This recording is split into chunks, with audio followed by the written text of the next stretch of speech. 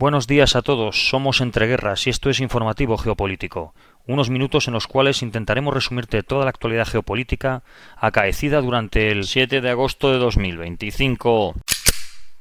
En Ucrania continúan los combates. Dos drones de la unidad de inteligencia militar ucraniana Primary han atacado una embarcación de desembarco rusa Project 02510 y 3 radares rusos en la Crimea ocupada. No obstante, a pesar de los combates, la atención sigue centrada y focalizada casi de manera exclusiva en el tema relacionado con las sanciones de los Estados Unidos sobre Rusia y el intento de negociaciones entre ambos países para una solución de largo plazo en Ucrania. En este sentido, Estados Unidos cree que las sanciones económicas y los aranceles están presionando ya a Vladimir Putin a reconsiderar su posición en las negociaciones de paz sobre Ucrania. Según la portavoz del Departamento de Estado, Tammy Bruce, Trump estaría dispuesto a aplicar más medidas económicas si fuese necesario. Por su parte, Zelensky ha mostrado un optimismo muy cauteloso, afirmando que Rusia parece más abierta a un alto el fuego tras la reunión entre Putin y el enviado estadounidense Steve Witkoff. Y es que en este sentido, parece ser que Rusia y Estados Unidos estarían preparando una reunión entre Vladimir Putin y Donald Trump, que se celebraría durante los próximos días. Estados Unidos parece haber hecho una propuesta que a la parte rusa le pareció bastante aceptable, según ha dicho Usakov, asesor del presidente ruso. Añadió también que la posición de Rusia sobre Ucrania no ha cambiado y que la fecha y el lugar del encuentro entre ambos líderes se anunciará pronto. El medio de comunicación polaco Onet.pl ha publicado nuevos detalles de lo que afirma ser el plan de Washington para poner fin a la guerra entre Rusia y Ucrania. Según Onet.pl, el plan de Washington incluiría un alto el fuego, pero sin un tratado de paz formal. Este punto es bastante lógico, ya que muchos conflictos del siglo pasado terminaron de esta manera. El ejemplo más claro podría ser el de la guerra de Corea. Por otro lado, hablarían también del reconocimiento de facto de las conquistas territoriales de Rusia en Ucrania, con un aplazamiento de la cuestión de 49-99 años. En el último caso, hay que recordar que en política internacional, 99 años se considera algo parecido a Aba Eternum, con lo cual podría ser para siempre. Y por último, el levantamiento de la mayoría de sanciones contra Rusia y a largo plazo la reanudación de la cooperación energética y las importaciones de petróleo y gas rusos. Cabe destacar que la propuesta no incluye garantías sobre la futura expansión de la OTAN ni el fin de la ayuda militar occidental a Ucrania. Todo según este medio de comunicación polaco. El informe también afirma que Rusia ha aceptado estas condiciones. Onet.pl no citó ninguna fuente específica y Rusia no ha hecho comentarios al respecto de este supuesto plan de paz. En Oriente Próximo, los combates continúan en la Franja de Gaza. Hoy un túnel de 1 kilómetro de longitud de Hamas fue demolido por ingenieros de combate durante operaciones recientes en la zona de los barrios de Rajid Dufa, en la ciudad de Gaza. El túnel fue descubierto por tropas de la 401ª Brigada Blindada y la unidad de élite de ingenieros de combate Yahalom. Las fuerzas de defensa israelíes afirman que sus tropas también encontraron lanzacohetes en un cementerio de la zona. Al menos 98 palestinos, incluidos 51 solicitantes de ayuda, habrían sido asesinados y 603 heridos en ataques israelíes en toda la Franja de Gaza en las últimas 24 horas, según datos del Ministerio de Salud del enclave. 4 personas han muerto de hambre en las últimas 24 horas, añade el Ministerio, elevando el número de muertes relacionadas con el hambre a 197, incluidos 96 niños. Por primera vez, una alta funcionaria de la Comisión Europea ha comparado la situación en Gaza con un posible genocidio. Teresa Rivera, la segunda en rango dentro del Ejecutivo de la Unión Europea, ha declarado que los desplazamientos forzados, asesinatos y condiciones impuestas a la población palestina se asemejan mucho a la definición de genocidio. Según palabras de Rivera, lo que se está viendo es una población concreta siendo atacada, asesinada y condenada a morir de hambre, marcando un giro significativo en el discurso europeo sobre el conflicto. Por su parte, el primer ministro Benjamin Netanyahu planea presentar a su gabinete un ambicioso plan para la ocupación total de la Franja de Gaza por parte de Israel. En su fase inicial, el plan se enfocaría en capturar la ciudad de Gaza y ampliar los centros de distribución de ayuda humanitaria en coordinación con los Estados Unidos. Como parte del proyecto, se prevé una evacuación masiva de aproximadamente 1 millón de personas, la mitad actual de la población gazatí, hacia el centro y sur del enclave, donde se levantarían hospitales y campamentos de refugiados.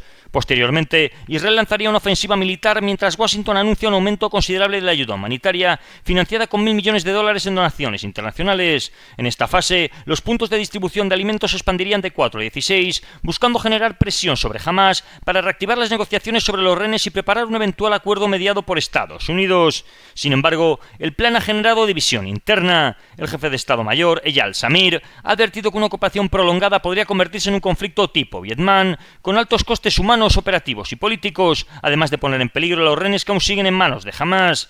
Netanyahu busca autorización del gabinete para avanzar por fases y tomar decisiones clave junto al ministro de Defensa, Israel Katz, mientras implementa progresivamente la ofensiva.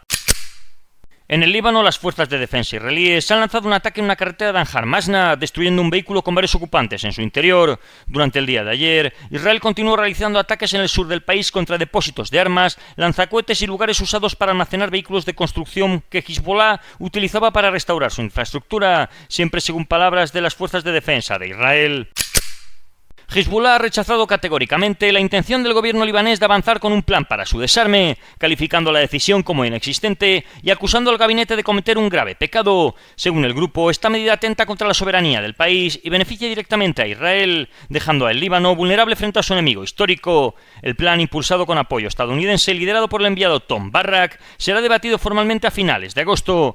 Hezbollah acusa a Washington de dictar esta política, que a su juicio sirve plenamente a los intereses del Estado de Israel y busca despojar al Líbano de su capacidad de resistencia. Pese a su rechazo frontal del desarme, el grupo chií ha expresado estar dispuesto a discutir una estrategia nacional de seguridad y participar en la reconstrucción del Estado, pero únicamente bajo condiciones de soberanía y sin ninguna presión externa, particularmente mientras continúan las hostilidades con Israel.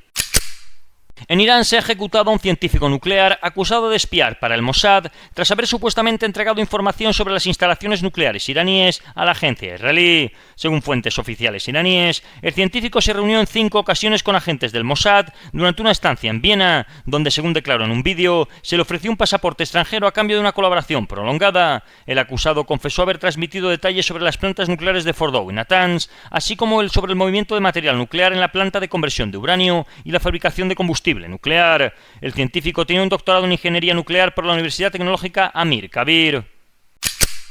En Europa, políticos suizos de todos los partidos buscan cancelar el pedido de 3 docenas de aviones de combate F-35A al conglomerado de defensa estadounidense Lockheed Martin, después de que el presidente Donald Trump impusiese al país algunos de los gravámenes más severos del mundo. Las voces que exigen que Suiza retire o al menos reconsidere su compra planeada, que podría costar hasta 7.300 millones de francos suizos, unos 9.100 millones de dólares, han cobrado fuerza en Berna después de que Donald Trump impusiese el arancel del 39% al país europeo.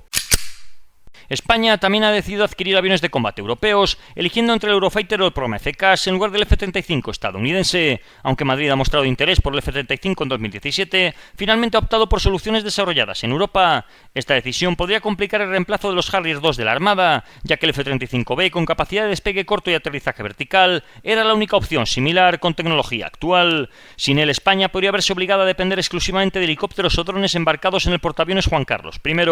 Además del impacto operativo, esta elección también podría tensar las ya precarias relaciones con los Estados Unidos al reforzar la apuesta española por una autonomía militar europea, lejos del conglomerado militar de defensa estadounidense. En Moldavia, la Asamblea Popular de Gagausia ha adoptado por unanimidad una resolución en apoyo a la gobernadora Yevgenia Gutsul, quien fue condenada a 7 años de prisión. El jefe del Comité Ejecutivo de Gagausia ha hecho un llamamiento a un acto de desobediencia contra las autoridades moldavas.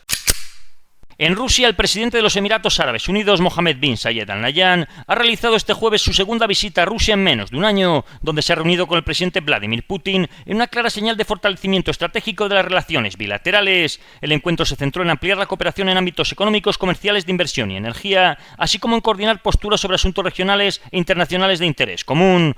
Durante la reunión, bin Zayed ha destacado que el comercio bilateral con Rusia ya alcanza los 11.500 millones de dólares y ha expresado su deseo de duplicar esa cifra en los próximos 5 años, no solo con Moscú, sino también con países euroasiáticos. Subrayó además que las relaciones con Rusia están avanzando a un ritmo acelerado, lo que refleja la voluntad de Emiratos Árabes Unidos de mantener una política exterior diversificada, equilibrando vínculos con Rusia, Estados Unidos y China. Desde el punto de vista ruso, el acercamiento con Abu Dhabi representa un triunfo tanto diplomático como económico en un contexto marcado por el aislamiento que busca imponer Occidente. Según el analista Ryan Ball, esta relación refuerza la idea de que Rusia no está completamente marginada del sistema internacional.